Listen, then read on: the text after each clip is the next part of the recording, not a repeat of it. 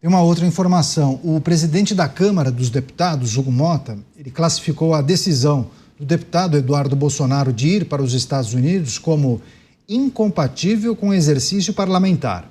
Motta afirmou que Eduardo poderia estar cumprindo seu papel de defender o seu pai, enquanto réu no Supremo, de forma diferente. Eu vou abrir aspas e trazer exatamente qual foi a fala do presidente da Câmara. Eu penso que o deputado Eduardo poderia estar contra o julgamento no Supremo. É natural discordar. Agora, quando a gente parte para a atuação em um trabalho contra o país, que prejudica empresas, nossa economia, eu não acho razoável. Acho que é uma atitude que nós temos que ter total discordância, fecho aspas. Essa foi a fala de Hugo Motta criticando a atuação do também deputado federal Eduardo Bolsonaro nos Estados Unidos. Você, Luiz Felipe Dávila, segundo o presidente da Câmara, é incompatível com o exercício parlamentar. Mas é preciso também olhar para aspectos que ele não trouxe nessa reflexão, né? Sobre a perseguição que justamente Eduardo Bolsonaro disse que está sofrendo. O problema, Caniato, é que Eduardo Bolsonaro é um deputado federal, é um homem público. E um homem público que, ao ir aos Estados Unidos, se vangloriou de ter ajudado a trazer levar essas tarifas impostas ao país. E isso tudo tem um desgaste político gigantesco. Porque, ao se arvorar como um dos autores que ajudou a propagar as tarifas contra o Brasil, Eduardo Bolsonaro acabou ajudando o governo petista. A popularidade do presidente Lula começou a melhorar, porque Lula começou a se colocar como defensor do povo. As tarifas atingiram principalmente os maiores aliados de Jair Bolsonaro, que é o agronegócio, que foi um dos mais afetados. Portanto, se essa estratégia foi de autoria do deputado, foi um tiro no pé da direita, porque trouxe aumento de popularidade do presidente, tirou o governo que estava encurralado nesses escândalos de corrupção, como o do INSS, e acabou afetando um dos maiores aliados do presidente Bolsonaro, que era o agronegócio. Então, assim, eu não vejo como um homem público pode achar que essa foi uma boa estratégia para ajudar a causa da direita.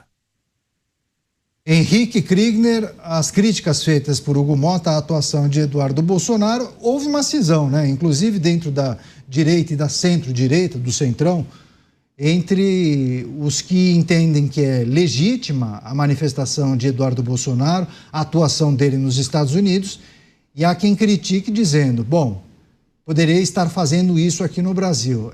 O que é preciso considerar olhando para essa atuação que eu acho que já faz algumas semanas que ele está lá e não sei se é possível imputar tudo que foi feito até aqui pelo governo norte-americano a ele, né? Talvez tenha havido uma articulação, sim, mas não dá para colocar tudo nas costas dele, né? Caniato, mas eu, se fosse o presidente Hugo Motta, eu não daria conselhos a respeito de como defender os pais de processos com a justiça, até porque a família dele até em outros níveis aí é bem complicada a situação por lá, né? Estamos falando da avó, da mãe, do padrasto, dos sogros, enfim, de muita gente que já foi envolvida e alguns até que chegaram a ser condenados pela justiça. Eu acho que essa seara não é uma que o deputado Hugo Motta deveria entrar, até porque não tem muita credibilidade nesse assunto.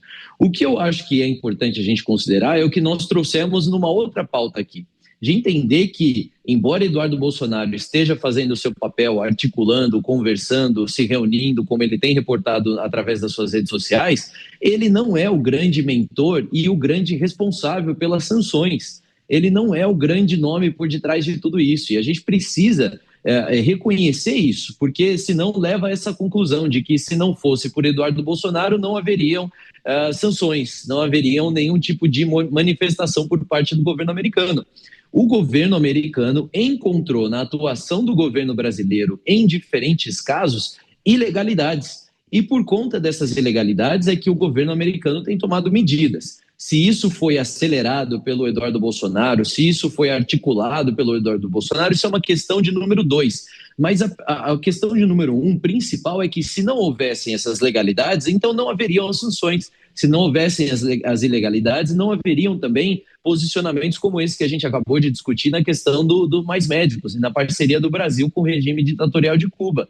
É muito simples a gente olhar. Quando a gente olha só para o lado de que Eduardo Bolsonaro está articulando, realmente, aí traz essa mobilização, coloca tudo em cima da cabeça de uma pessoa. Agora, as sanções impostas pelo governo Trump não estão pautadas somente nele, que é o mensageiro, que é talvez aquele que está conversando, aquele que está trazendo evidências, fatos. O fato concreto, gerador de tudo isso mesmo, são as ilegalidades cometidas pelas decisões do ministro Alexandre de Moraes e também os posicionamentos dúbios que o governo brasileiro tem adotado no relacionamento com os Estados Unidos e no relacionamento com a China também, Caniato. Esse é o principal ponto. Não tem a ver com a pessoa do Eduardo Bolsonaro ou mesmo a defesa do Jair Bolsonaro. Esse buraco é muito mais embaixo e a gente não pode simplificar dessa maneira.